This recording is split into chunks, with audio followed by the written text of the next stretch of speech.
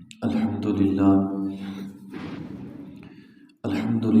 رب العالمین والعاقبۃ للمتقین والصلاة والسلام علی سید الانبیاء والمرسلین وعلی آلہ الطیبین الطاہرین وعلی سائر الصحابۃ والتابعین اجمعین، اما بعد فاعوذ باللہ من الشیطان الرجیم، بسم اللہ الرحمن الرحیم۔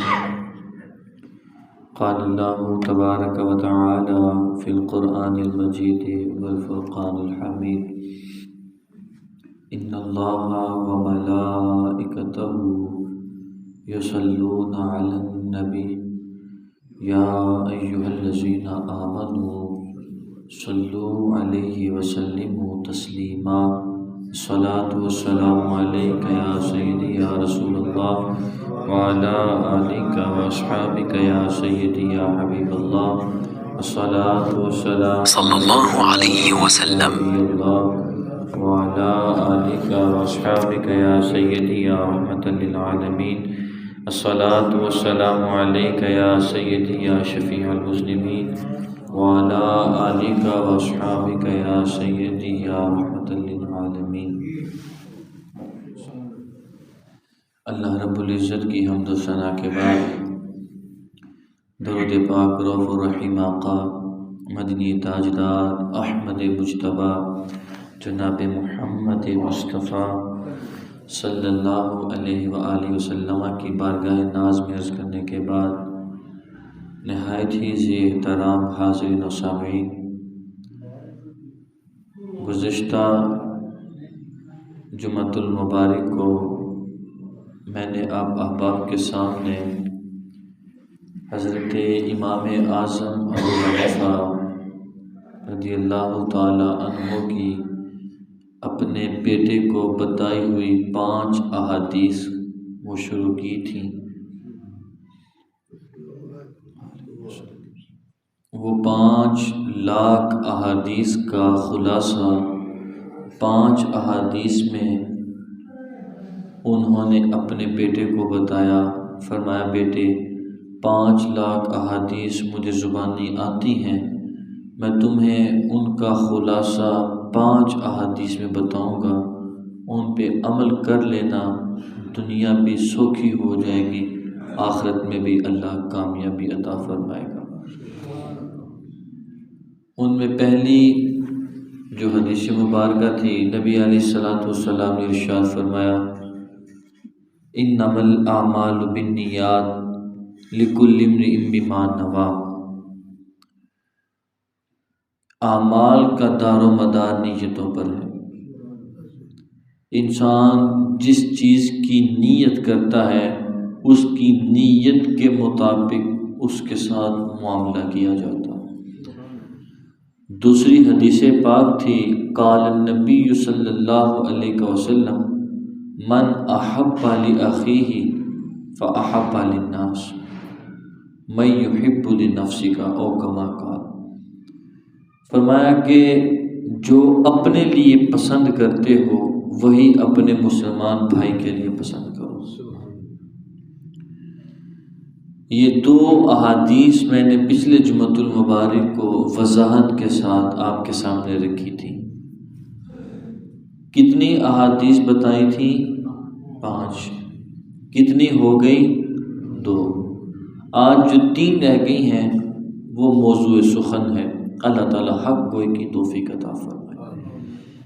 امام اعظم ابو حنیفہ رحمۃ اللہ علیہ آپ نے ارشاد فرمایا بیٹے تیسری بات یہ ہے، قال النبی صلی اللہ علیہ وسلم من حسن اسلام المرء ترکہ ما لا یعنیہ۔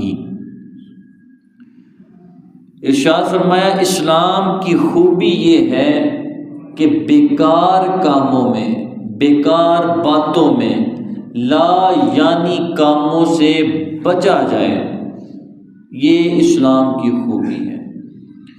پھر ارشاد فرمایا المسلم من سلم المسلمون من لسانہ و یدہ، مسلمان وہ ہے جس کی زبان اور ہاتھ سے دوسرا مسلمان محفوظ رہے۔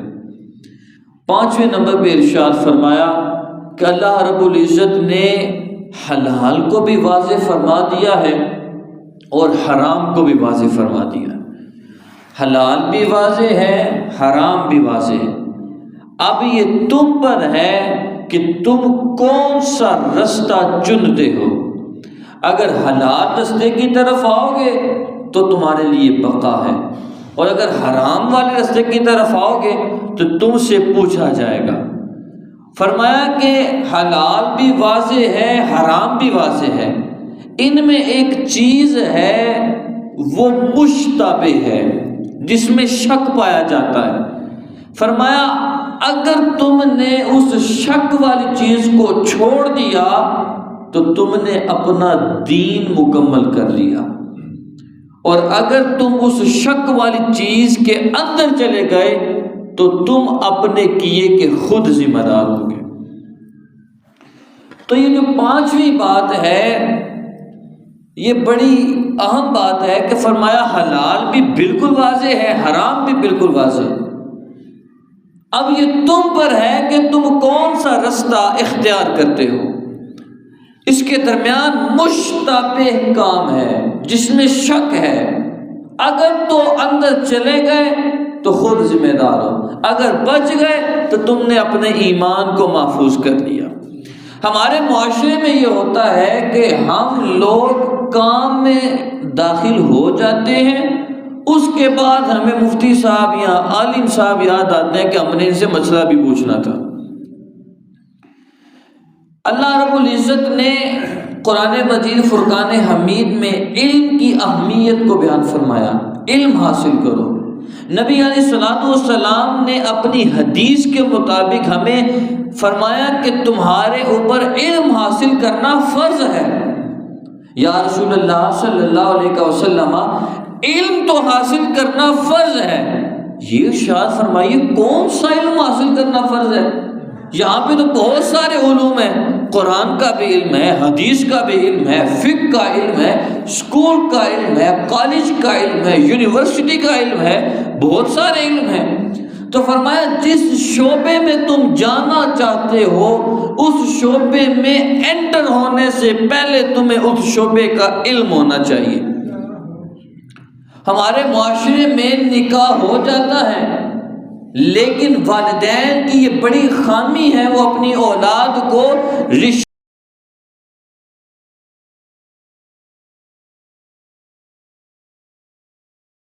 ہے، جس کی وجہ سے بعض اوقات ایسا ہوتا ہے میاں بیوی کے درمیان جھگڑا ہوتا ہے، طلاق تک ہو جاتی ہے، پتہ نہیں ہوتا، اور بغیر نکاح کامل کے عورت کے ساتھ معاملات ہوتے ہیں جس کی وجہ سے یہ ساری حرام کاری ہوتی ہے۔ اور ہم کیا کہتے ہیں جی ان دونوں کا نکاح، یہ دونوں میاں بیوی ہیں۔ فرمایا کہ اگر نکاح کرنا چاہتے ہو تو نکاح سے پہلے یہ علم حاصل کرنا تم پہ فرض ہے کہ نکاح کن لفظوں کے ساتھ ہو جاتا ہے اور طلاق کن لفظوں کے ساتھ ہوتی ہے۔ اگر تم نے ذمہ داری والا کام کرنا ہے تو پہلے تمہیں پتہ ہونا چاہیے کہ میں نے کتنی فصل اگانی ہے، پھر بعد میں میرے اوپر عشر آئے گا، وہ عشر میں نے کیسے دینا ہے۔ پتہ ہونا چاہیے کہ اگر میں خود پانی ٹیوب ویل والا لگا رہا ہوں تو تب میرے پاس کون سا حصہ بنے گا، اور اگر میں بارشی پانی پہ گزارا کر رہا ہوں پھر میرے پر کون سا حصہ آئے گا۔ اور والدین پہ یہ بھی ضروری ہے کہ اگر اللہ نے ان کو مالدار بنایا ہے تو اپنے دنیا سے تو ہر ایک نے جانا ہی جانا ہے نا، لیکن اپنی زندگی میں وراثت کی تقسیم کر دی جائے تاکہ بعد میں کوئی مسئلہ نہ پیدا ہو۔ تو وراثت کے لیے پہلے ہم خود ہی آپس میں وہ سارے معاملات کر لیتے ہیں، کچھ اونچ نیچ ہو جائے پھر ہم کہتے ہیں چلو مفتی صاحب کے پاس فتویٰ لینے چلے جائیں۔ بہت ساری ایسی باتیں ہیں کہ جن میں ہمیں علم نہیں ہوتا۔ مثال کے طور پر مسجد میں آ کے تو ہم خود اپنی طرف سے کہہ دیتے ہیں کہ اللہ نے قرآن میں فرمایا۔ یہ اکثر اوقات بزرگ لوگ ہوتے ہیں نا، وہ انہوں نے اپنے ابا جان سے باتیں سنی ہوتی ہیں، وہ ایسی بات کرتے ہیں جی اللہ نے قرآن کہا ہے، تو سامنے والا بندہ پریشان ہو جاتا ہے قرآن یہ بھی چیز ہے ہمیں، مجھے اکثر لوگ ملتے ہیں جو اللہ نے قرآن میں یہ، تو ہم قرآن پڑھنے والے ہمیں وہ چیز نظر ہی نہیں آتی، وہ ان کے اپنے الفاظ ہوتے ہیں، اس کو قرآن کی طرف منسوخ کر دیتے ہیں۔ نبی علیہ الصلوۃ والسلام نے یہ فرمایا، حضور سے وہ قول منسوخ نہیں ہوتا، یہ خود ان کی طرف منسوخ کر دیتے ہیں۔ تو جن چیزوں کا ہمیں علم ہی نہیں ہے، ہمیں اس کے بارے میں خاموش رہنا چاہیے، کسی اہل علم کے پاس جا کے اس کا علم حاصل کر لینا، یہ ہمارے اوپر فرض ہے۔ نبی علیہ الصلوۃ والسلام نے ارشاد فرمایا نا کہ ماں کی گود سے لے کر درگور ہونے تک علم حاصل کرو۔ اس کا مطلب یہ نہیں ہے کہ تم اسکول ہی پڑھتے رہو، اس کا مطلب یہ بھی نہیں کہ مدرسے میں پڑھتے رہو، اس کا مطلب یہ بھی نہیں کہ یونیورسٹی میں پڑھتے رہو، اس کا مطلب یہ ہے کہ جیسے جیسے بڑے ہوتے جاؤ گے، جس جس چیز میں تم آتے جاؤ گے تمہیں اس چیز کا علم ہونا چاہیے۔ ہم کاروبار بنا کے بیٹھ جاتے ہیں اور بعد میں پوچھتے ہیں جی یہ میرا کام ہے، حلال ہے یا حرام ہے۔ ہم یورپ جاتے ہیں، وہاں پہ شراب کی کمپنی میں کام کرنا شروع کر دیتے ہیں، بعد میں پوچھتے ہیں میں اس کمپنی میں کام کروں، حلال ہے کہ حرام ہے؟ تو فرمایا پہلے پوچھو، پہلے علم حاصل کرو، پہلے حلال کو سمجھو، حرام کو سمجھو۔ آج کل بہت ساری ایسی کمپنیاں آ گئی ہیں کہ جن میں پیسہ انویسٹ کیا جاتا ہے، جس کو ڈیجیٹل مارکیٹنگ کہا جاتا ہے۔ آپ بزرگ لوگ ہیں، آپ کو تو اس چیز کا پتہ نہیں ہوگا، سوکھے لفظوں میں آپ کو یہ بتا دیتا ہوں۔ آگے ایک بندہ ہے، یہ حاجی صاحب کہتے ہیں کہ میرے پیسے لو اور اس کاروبار میں لگا دو۔ اب کیا پتا وہ کاروبار کس طرح کا ہو رہا ہے، پیسہ کیسے آ رہا ہے، کیسے دیا جا رہا ہے، یہ شک ہے۔ فرمایا اس سے باز آ جاؤ، علم ہی نہیں ہے تو کیوں آ رہے ہو؟ بینک میں پیسہ جمع کرا دیتے، ایک ہوتا ہے کرنٹ اکاؤنٹ، ایک ہوتا ہے سیونگ اکاؤنٹ۔ کرنٹ اکاؤنٹ میں جو پیسے دیتے ہیں وہی واپس لیتے ہیں، ہمیں پتہ ہی نہیں۔ سیونگ اکاؤنٹ میں ہم پیسے جمع کرا دیتے ہیں، ہمارے اوپر وہ پیسے اوپر بنتے جاتے ہیں، وہ سود ہے اور ہم وہ سود کھاتے جاتے ہیں۔ پھر ہم کہتے ہیں ہماری دعائیں قبول نہیں ہوتی۔ بھائی کیسے دعائیں قبول ہوں؟ پھر ہم کہتے ہیں اولاد کہنا نہیں مانتی، حلال کھلائیں۔ میں سمجھتا ہوں حضرت غوث پاک تھے نا، آپ، میں نے وہ پچھلی دفعہ بھی آپ کو یہ واقعہ سنایا تھا، آپ علم حاصل کرنے کے لیے گھر سے نکلے، چوروں نے حملہ کر دیا، پوچھا کیا ہے، 40 دینار ہے۔ وہ جھوٹ بھی تو بول سکتے تھے لیکن نہیں بولا۔ وجہ کیا ہے؟ کیا درس نے سکھایا تھا؟ نہیں۔ کیا بغداد کے اسکول نے سکھایا تھا؟ نہیں۔ کیا بغداد کی یونیورسٹی میں جا کے علم حاصل کیا؟ نہیں، بلکہ ماں نے کہا تھا بیٹا جھوٹ نہیں بولنا۔ سمجھ آ جاتی ہے یہ بات، اگر ماں باپ کا فعل ستھرا ہوگا تو اولاد بھی ستھرے کام کرے گی۔ تو اولاد سے اگر ہم ستھرے کاموں کی توقع کرنا چاہتے ہیں تو ہمارے لیے یہ ضروری ہے کہ ہم اپنی اولاد کو رزق حلال کی نعمت دیں۔ تو رزق حلال بڑا ضروری ہے۔ تو جن بندوں نے اپنے بینک میں اکاؤنٹ کھلوائے ہوئے ہیں کہ لو جی 45 لاکھ جمع کروا دیتا ہے اور مہینے کا 30,000 مجھے آ جاتا ہے، بھائی سمجھو وہ 30,000 کیوں آ رہا ہے تمہیں؟ وہ کس چیز کا تمہیں 30,000 دے رہے ہیں؟ تمہارا ایگریمنٹ کیا ہوا ہے؟ تم نے آپس میں کون سی بات کی ہے؟ وہ لالچ دیتے ہیں پیسوں کا، بندہ کہتا ہے لوگ پیسے آ جان گے اور کی چاہیے، ہم اس چیز کا پتہ نہیں۔ میرے مصطفیٰ نے فرمایا حلال بھی واضح ہے، حرام بھی واضح ہے، اور اس کے درمیان مشتبہ عمل ہے، شک والا معاملہ ہے۔ اگر اس میں چلے گئے ڈوب جاؤ گے، اگر اس کے کنارے پہ بھی رہے بچ جاؤ گے۔ حضرت عمر فاروق رضی اللہ تعالیٰ عنہ آپ ارشاد فرماتے ہیں آقا علیہ الصلوۃ والسلام نے ہر چیز کو من و ان جو ہے واضح کر دیا، ایک سود کو حضور نے واضح نہیں کیا۔ یہ سود ایسا سمندر ہے، ایسی گہرائی ہے۔ فرمایا کہ اللہ کے رسول نے اس کو نہیں، یہ ایک چراگاہ ہے، ایک زمین ہے مثال کے طور پر، 12 مربع زمین ہے مثال کے طور پر، اور فرمایا کہ اس کے بننے جو ہوتے ہیں نا، جو کنارے ہوتے ہیں، فرمایا یہاں تک تم آ جاؤ گے نا تو یہ خیال ہی نہیں کیا جا سکتا کہ تم چراگاہ میں نہ آ جاؤ، بلکہ اس بننے سے بھی دور رہو۔ آپ لوگ تو جانور بھی چراتے ہیں نا، آپ لوگوں کو پتہ ہے اگر جانور بننے پہ آ جائے تو اس کو دیر نہیں لگتی کہ وہ چراگاہ میں چلا جائے۔ تو فرمایا کہ بننے پر بھی نہ آنا، اگر بننے پہ آ جاؤ گے پھر اس چراگاہ میں چلے جاؤ گے۔ فرمایا یہ سود کا معاملہ ایسا ہے کہ اس کے بننے پر بھی نہیں آنا، اس کے شک میں بھی نہیں آنا، اگر شک میں مبتلا ہو جاؤ گے پھر تم پکی کی طرف آ جاؤ گے۔ تو فرمایا حضور نے منع فرمایا کہ جس چیز میں تمہیں شک پیدا ہو اس کو چھوڑ دو، اور پھر یاد رکھنا میرے مصطفیٰ جس چیز کا حکم دے دے اس پہ عمل کر لینا چاہیے، جس سے منع فرما دے اس سے رک جانا چاہیے۔ تو امام اعظم ابو حنیفہ رحمۃ اللہ علیہ آپ نے جو بات فرمائی، فرمایا حلال واضح حرام واضح، درمیان مشتبہ شے اس سے بچ جاؤ۔ چوتھی بات امام اعظم ابو حنیفہ نے اپنے بیٹے کو جو چوتھی بات ارشاد فرمائی، فرمایا من حسن اسلام المرء ترکہ ما لا یعنی۔ اسلام کی خوبی یہ ہے کہ انسان لا یعنی کاموں کو چھوڑ دے، فضول کاموں کو چھوڑ دے، فضول کلام کرنا چھوڑ دے، فضول باتیں کرنا چھوڑ دے، اس سے بچ جائے گا۔ یہ اسلام کی بہت پیاری خوبی ہے۔ ویسے تو آپ سب نے پہلی جماعت تو پڑھی ہے نا، جو بڑے ہیں انہوں نے زیادہ پڑھی ہوں گی، تو ہر کتاب اسلامیات کی کتاب میں لکھا ہوتا ہے کہ ارکان اسلام جو ہے وہ 5 ہیں، کلمہ، روزہ، نماز، حج، زکوٰۃ، یہ 5۔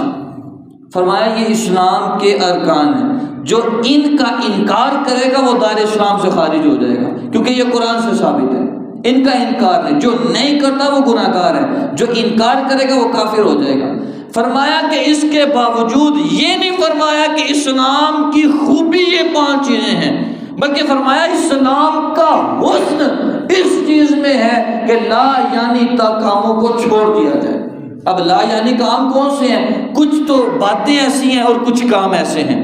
باتیں کیا ہیں؟ ایک بندہ بیٹھا ہوا ہے لیکن پھر بھی ہم جا کے اس کے پاس کیا کہتے ہیں؟ بیٹھے ہو۔ ایک بندہ چل رہا ہے، ہم پھر بھی جا کے اس کے چل رہے ہو۔ ایک بندہ کھانا کھا رہا ہے، پھر بھی ہمارا یہ سوال ہوتا ہے ہاں جی روٹی کھا رہے ہو؟ بھائی آپ کو پتہ ہے وہ کیا کام کر رہا ہے، پھر وہ کیوں پوچھتے ہو؟ ہاں ایک بندہ ہے، اس کی شادی نہیں ہوتی، آپ اس سے پوچھتے ہیں تیری شادی کیوں نہیں ہو رہی؟ جائز سوال ہے، پوچھ سکتے ہیں، وہ بتا دے گا۔ اور لیکن یہ پوچھنا بھی تو شادی کیوں نہیں کر رہا، تو اس کی 100 مجبوری ہیں، وہ نہیں بتانا چاہتا۔ فرمایا یہ لا یعنی باتیں سے بچ جاؤ، فائدہ ہوگا۔ فرمایا فضول کام چھوڑ دو۔ فضول کام کون سے ہیں؟ ہمارے پاس وقت ہوتا ہے کہ ہم نماز پڑھ لیں، مؤذن اذان دیتا ہے بھائی آ جاؤ کامیابی کی طرف، جو تم ٹولہ بنا کے بیٹھے ہوئے یہ کامیابی نہیں ہے۔ کامیابی یہ ہے حی علی الصلاۃ حی علی الفلاح، میں آگے ہوتا تم پیچھے ہو جاؤ، آؤ اللہ کی تعریف کرے، اللہ ہماری تعریف کرے گا۔ آؤ نا ہم اللہ کی باتیں کریں، اللہ ہماری باتیں کرے گا۔ ہم اللہ کو راضی کریں، اللہ ہم سے راضی ہو جائے گا۔ تو اسلام کا حسن تو یہ ہے۔ تو ہمارا کیا طریقہ کار ہوتا ہے؟ سردیاں آ جائیں ہم دھوپ میں 5-7 کٹھے ہو کے بیٹھ جاتے ہیں، کوئی مقصد بات نہیں ہم نے کرنی، کبھی اس کی غیبت کی، کبھی اس کو آپس میں لڑا دیا، کبھی اس کا جھگڑا کروا دیا، کبھی اس کے خلاف کسی کو بھڑکا دیا، کبھی اس کی زمین کی بات کی۔ بھائی تو لوگوں کی باتیں کیوں کرتے ہو؟ اپنی باتیں کرو نا۔ تو فرمایا اسلام کی خوبی یہ ہے لا یعنی کاموں کو چھوڑ دیا جائے، فضول باتوں کو چھوڑ دیا جائے۔ یہ کیا جائے گا۔ امام اعظم ابو حنیفہ نے یہ جو 5 احادیث اپنے بیٹے کو بتائی ہیں، ان میں ہمارے لیے بڑے ہی سبق ہیں۔ اگر ان 5 احادیث پہ عمل پیرا ہو جائیں تو یقین جانیے میں ممبر رسول پہ بیٹھ کے اس چیز کی ضمانت دینے کے لیے تیار ہوں کہ اللہ رب العزت دنیا میں بھی کامیاب و کامیاب فرما دے گا، آخرت میں بھی کامیاب فرما دے گا۔ تو 4 چیزیں ہوئیں جن میں پہلی تھی انما الاعمال بالنیات، اعمال کا دار و مدار نیتوں پر۔ دوسری چیز ہے من احب للناس ما یحب لنفسہ، جو چیز تم اپنے لیے پسند کرتے ہو وہی لوگوں کے لیے پسند کرو۔ تیسری چیز یہ ہے کہ حلال اور حرام واضح ہے اور اس کے درمیان ایک مشتبہ چیز ہے، جو بندہ مشتبہ کاموں سے بچ گیا وہ نجات پا گیا، جو اس میں چلا گیا وہ غرق ہو گیا۔ چوتھی چیز یہ ہے من حسن اسلام المرء ترک ما لا یعنی، اسلام کا حسن اس چیز میں ہے کہ بیکار باتوں سے، فضول کاموں سے اجتناب کیا جائے، بچا جائے۔ 5ویں آخری اہم حدیث پاک، اور میں سمجھتا ہوں اس حدیث پہ نہ تو میرا عمل ہے اور یقیناً نہ آپ کا عمل ہے۔ آج ہم نے آج کے جمعۃ المبارک میں اس حدیث کو اپنے پلے باندھ کر سنا ہے اور ہم نے اس پہ عمل کرنے کی قسم کھانی ہے۔ آج ہم نبی علیہ الصلوۃ والسلام نے ارشاد فرمایا قال النبی صلی اللہ تعالی علیہ وسلم المسلم من سلم المسلمون من لسانه و یده، فرمایا کامل مسلمان وہ ہے جس کی زبان اور ہاتھ سے دوسرے مسلمان محفوظ رہے۔ ایک لمحے کے لیے سکوت طاری ہو گیا کہ نہ میری زبان سے کوئی محفوظ ہے نہ میرے ہاتھ سے کوئی محفوظ ہے۔ ہمارا آج کا جو المیہ ہے، ہم اتنے جوگے تو نہیں ہوتے کہ ہم کسی کا جا کے گریباں پکڑ لیں یا اس کو مطلب لڑائی کر لیں اس کے ساتھ۔ ہم کیا کہ ہم اپنی زبان کے ساتھ تکلیف دیتے ہیں۔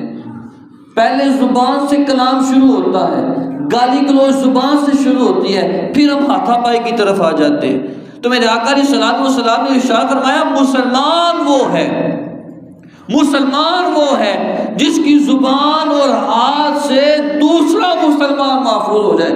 میدان کربلا میں دونوں طرف کلمہ پڑھنے والے لوگ ہیں، ایک طرف حسین ہے تو ایک طرف یزید کا لشکر ہے، لیکن دیکھیے نا کون سب و شتم کر رہا ہے، کون گالی گلوچ کر رہا ہے، کون لعن طعن کر رہا ہے، اور کون نماز کا انتظار کر رہا ہے، کون ہاتھا پائی کی طرف آ رہا ہے، اور کون کہتا ہے چھوڑ دو یہ کام نہ کرنا۔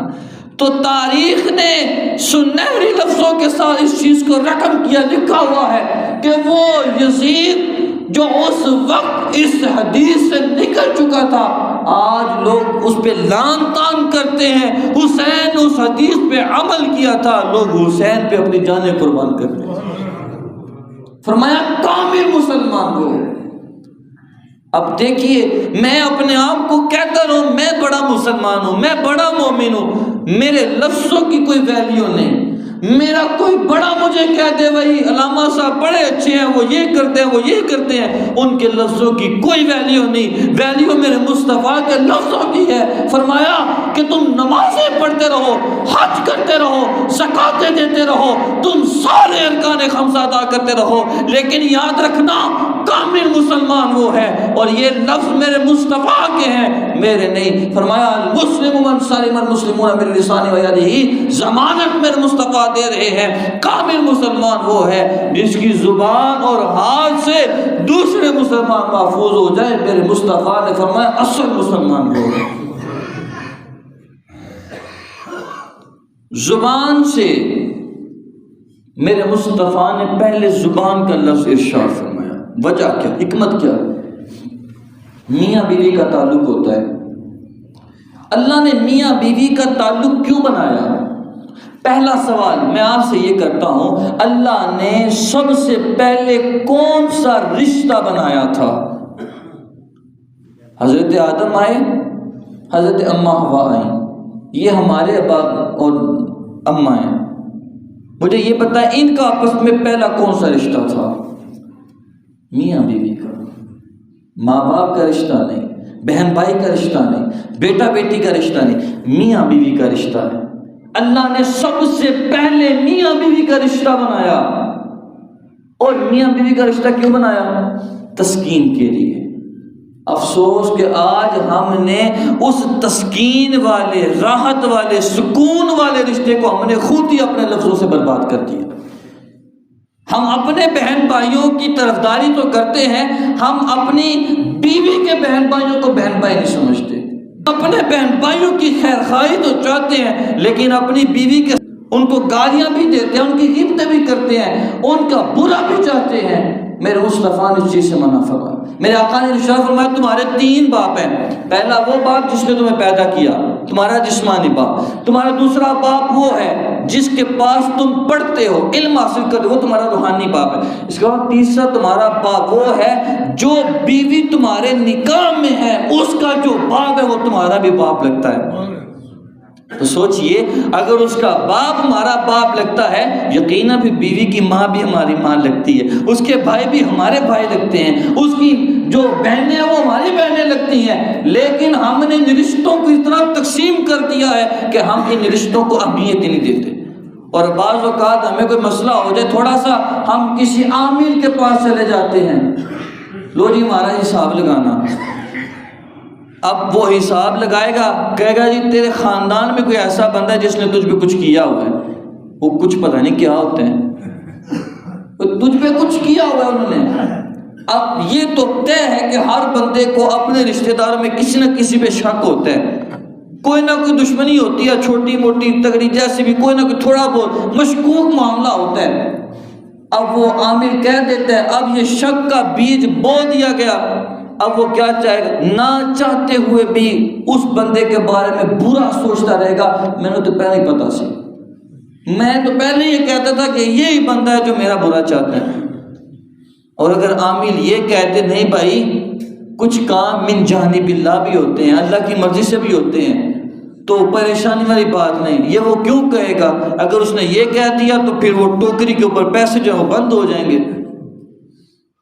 تو یہ تو مال بٹورنے کا طریقہ ہے. ہم عاملین کے پاس، خدا را عاملین کے پاس نہ جایا کریں. اللہ نے قرآن دیا ہے، کیا یہ صرف الماری میں بند کرنے کے لیے؟ کیا بیٹی کے سر پہ جہیز دینے کے لیے؟ کیا اللہ نے قرآن دیا کہ صرف مسجد میں جا کے رکھ دو، پڑھنے کوئی نہیں ہے؟ نہیں، بلکہ اللہ نے قرآن پڑھنے کے لیے دیا ہے. پڑھیں گے تو علم آئے گا نا، علم آئے گا تو سمجھ آئے گی، سمجھ آئے گی تو فیصلہ کرنے کے ہم خود حقدار بنیں گے. تو فرمایا کہ المسلم من سلم المسلمون من لسانہ و یدہ، زبان سے محفوظ ہو. وہ لفظ ہی ہوتے ہیں جو بندہ سنتا ہے، شک کا بیج آ جاتا ہے اور بندہ چاہ کر بھی کچھ نہیں کر سکتا. فرمایا ہاتھ سے کسی کو تکلیف نہیں دینا. ہاتھ سے میں معذرت کے ساتھ اور دکھ کے ساتھ اپنے بزرگوں سے یہ شکوہ کروں گا. بچے مسجد میں آتے ہیں، بچوں کی فطرت ہے، انہوں نے شور کرنا ہے، انہوں نے شرارتیں کرنی ہیں، ان کی تو فطرت ہے، وہ تو کریں گے. ہمارا کیا حق بنتا ہے؟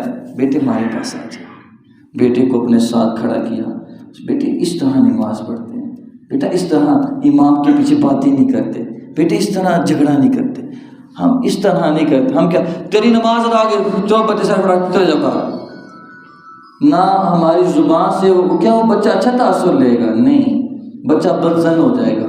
بزرگ سے بھی بچہ جو ہے بدزن ہو جائے گا، مسجد سے بھی بدزن ہو جائے گا. وہ ایک مولوی صاحب تھے، ایک بندہ پلپلے کا مسجد میں آ گیا نماز ادا کرنے کے لیے. کسی نے کہا وہ تو اتھے کی لینا آ گیا ہے، تو اس ٹائم اتھے انہیں. تو یہ ایسی لفظ کہہ کے، ایسی گفتگو کر کے ہم اس کو مسجد سے بدزن کر دیتے ہیں. میرے مصطفیٰ نے فرمایا المسلم من سلم المسلمون من لسانہ و یدہ، ہاتھ اور زبان سے کسی کو تکلیف نہیں دینی. میرے آقا صلی اللہ علیہ وسلم جمعے کا خطبہ دے رہے تھے، آقا ممبر پہ جلوہ فرمائے خطبہ ارشاد فرما رہے ہیں. ایک صحابی آیا، شخص آیا، اور اس نے کیا کیا کہ حضور نے فرمایا تھا پہلی صف کا تمہیں پتہ چل جائے نا کتنا ثواب ہوتا ہے تو تم قرآن اندازی کرو کہ آج میں نے پہلی صف میں آنا ہے، میں نے پہلی صف میں آنا ہے. اس شخص کو یہ فرمان آتا تھا، وہ لوگوں کی گردنیں پھلانگتا ہوا سیٹ ہو، وہ آگے آ رہا ہے. میرے مصطفیٰ نے خطبہ رو کے اس کو منع فرمایا کہ پہلی صف میں آ کے تم نماز پڑھتے، یہ تمہارے لیے مستحب تھا، لیکن یہ جو تم لوگوں کو تکلیف دے رہے ہو، لوگوں کو پھلان کے آ رہے ہو، فرمایا تم لوگوں کو تکلیف دے رہے ہو، اس کا تمہیں گناہ ملے گا. فرمایا تمہارے لیے اچھا یہ تھا کہ تم پیچھے ہی بیٹھ جاتے، جب سارے لوگ آگے آنا شروع ہوتے تم بھی ان لوگوں کے ساتھ آگے آنا شروع ہوتے. تو فرمایا پہلی صف میں آ کے نماز پڑھے یہ مستحب تھا، لیکن لوگوں کو تکلیف نہ دینا یہ تمہارے لیے واجب ہے. ہم غیبت سے لوگوں کو تکلیف دیتے ہیں، ہم شب و شتم گالی گلوچ سے لوگوں کو تکلیف دیتے ہیں، ہم اپنی اولاد کو جھڑک کے ایسے فضول کاموں میں، ہر کام میں نہیں، کچھ کاموں میں جھڑک جائز ہیں، لیکن یہ ہمیں سوچنا چاہیے کہ کون کون سے مقامات پہ میں قربان جاؤں، میرے والدین قربان جائیں مصطفیٰ کی زبان تطہیر پہ. آقا علیہ الصلوۃ والسلام نے صرف مسلمانوں کے لیے اس جملے کو عام نہیں فرمایا، بلکہ میرے آقا علیہ الصلوۃ والسلام نے جانوروں کے لیے بھی اس جملے کو عام فرمایا حقیقی مسلمان وہ ہے جس کی زبان اور ہاتھ سے سارے محفوظ ہو جائیں، سارے محفوظ ہو جائیں، مسلمان بھی محفوظ ہو، کافر بھی محفوظ ہو، عیسائی بھی محفوظ ہو، ہندو بھی محفوظ ہو، اور جانور بھی محفوظ ہو جائے. ایک صحابی تھے نا جنہوں نے ایک چڑیا کی ایک چڑیا کے بچوں کو ستایا تھا، وہ حضور کی بارگاہ میں آ گئی اور آ کر شکایت کی، یا رسول اللہ صلی اللہ علیہ وسلم آپ کے ساتھ میں، میرے آقا نے شب مسئلہ حل ہو جاتا ہے۔ میرے آقا نے اس چڑیا کے بچوں کو واپس دلوایا، تو آقا علیہ الصلوۃ والسلام نے منع فرمایا کہ انسانوں کو بھی تکلیف نہیں دینی، جانوروں کو بھی تکلیف نہیں دینی۔ اور آخر میں یہ بات کرتا چلو، میرے آقا صلی اللہ علیہ وسلم صرف مسلمانوں کے لیے رحمت بن کے نہیں آئے کہ آپ نے یہ مسلمانوں کی فضیلت کے اعتبار سے یہ فرمایا ہو کہ تمہاری زبان اور تمہارے ہاتھوں سے وہ محفوظ ہو جائے، بلکہ میرے آقا علیہ الصلوۃ والسلام نے جانوروں کے لیے بھی ارشاد فرمایا۔ سنن ابی داؤد کے حدیث مبارکہ ہے، میرے آقا علیہ الصلوۃ والسلام آپ صحابہ کرام کے درمیان جلوہ فرما ہے۔ حضرت تمیم داری رضی اللہ تعالیٰ عنہ آپ فرماتے ہیں ہم بیٹھے ہوئے تھے، ہم نے کیا دیکھا، نبی کریم صلی اللہ علیہ وسلم کی بارگاہ میں ایک اونٹ آ جاتا ہے، ایک اونٹ آ جاتا ہے۔ آقا علیہ الصلوۃ والسلام کی بارگاہ میں اونٹ آیا اور آ کے اس نے آقا کو سجدہ کیا، آقا کو سجدہ کیا۔ ہم سارے حیران ہو گئے، پریشان ہو گئے، بھائی اونٹ آیا ہے سیدھا حضور کی بارگاہ میں اور آ کے حضور کو سجدہ کر رہا ہے۔ تو حضرت تمیم داری کہتے ہیں ہم نے دیکھا وہ اونٹ اس نے اپنا منہ جو ہے حضور نبی کریم صلی اللہ تعالیٰ علیہ وسلم کی سماعتوں کے قریب کیا، کان کے قریب کیا اور کچھ وہ بڑبڑایا، کچھ بولا۔ کہتے ہیں ہمیں تو سمجھ نہ آئی لیکن آقا مسکرانے لگ پڑے۔ اللہ اکبر۔ وہ سمجھتے ہیں بولیاں سب کی، وہی بھرتے ہیں جھولیاں سب کی، آؤ بازار مصطفیٰ کو چلے، کھوٹے سیکھے وہیں پہ چلتے۔ وہ اونٹ حضور کی بارگاہ میں آیا، حضرت تمیم داری کہتے ہیں ہم نے حضور سے سوال کیا، یا رسول اللہ صلی اللہ علیہ وسلم ہمیں ارشاد فرمائیے یہ اونٹ آپ سے کیا کہتا ہے؟ میرے آقا علیہ الصلوۃ والسلام نے ارشاد فرمایا صحابہ اونٹ شکایت کر رہا ہے۔ یا رسول اللہ کس چیز کی شکایت کر رہا ہے؟ میرے آقا نے ارشاد فرمایا اونٹ کہتا ہے میرے مالک مجھ پہ ظلم کرتے ہیں، میں جب جوان تھا تب بھی مجھ پہ بوجھ لاتے تھے، اب میں بوڑھا ہو چکا ہوں تب بھی مجھ پہ بوجھ لاتے ہیں اور مجھ سے یہ نسل کشی والا معاملہ بھی کرواتے ہیں۔ آقا میں بوڑھا ہو چکا ہوں، مجھے یہ چارہ بھی نہیں دیتے، مجھے ریسٹ کرنے کا موقع بھی نہیں دیتے۔ اللہ اکبر۔ اس اونٹ کو یہ کیسے پتا چلا کہ ہر درد کی دوا ہے محمد کے شہر میں، ہر چیز کی دوا ہے محمد کے شہر میں۔ وہ اونٹ کسی اور کے پاس نہیں گیا، جانور کو بھی پتا چل گیا کہ میرے دکھ کا مداوا بھی کوئی کرے گا وہ محمد مصطفیٰ کی ذات ہے۔ اور آج کا مسلمان پریشان ہو جاتا ہے، وہ نبی کچھ نہیں دیتے۔ میرے آقا علیہ الصلوۃ والسلام کے پاس وہ جو مالک تھے اونٹ کے وہ بھی دوڑے دوڑے چلے آئے، کہنے لگے یا رسول اللہ یہ اونٹ ہمارا ہے۔ میرے آقا نے فرمایا میں جانتا ہوں یہ تمہارا ہے، اس اونٹ نے بتا دیا یہ تمہارا ہی اونٹ ہے۔ آقا علیہ الصلوۃ والسلام نے ارشاد فرمایا تم اس اونٹ پہ بوجھ لاتے ہو، یہ بوڑھا ہو چکا ہے، تم یہ کرتے ہو۔ انہوں نے اعتراف کیا ہاں ایسے ہی کرتے ہیں۔ وہ سمجھتے ہیں بولیاں سب کی۔ اگر وہ اونٹ کی بولی سمجھ سکتے ہیں آپ کا درود نہیں سنیں گے؟ اللہ اکبر۔ وہ سمجھتے ہیں بولیاں سب کی، وہی بھرتے ہیں جھولیاں سب کی، آؤ بازار مصطفیٰ کو چلے۔ چودھری کے ڈیرے پہ آ کے چودھری کی سنی جاتی ہے، لیکن امام الانبیاء کے دروازے پہ کوئی کتاب ہی آ جائے مصطفیٰ یہ نہیں پوچھتے آنے والے تو کیسا ہے، بلکہ ماڑا آ جائے مصطفیٰ پھر بھی دیتے ہیں، تگڑا آ جائے مصطفیٰ پھر بھی دیتے ہیں۔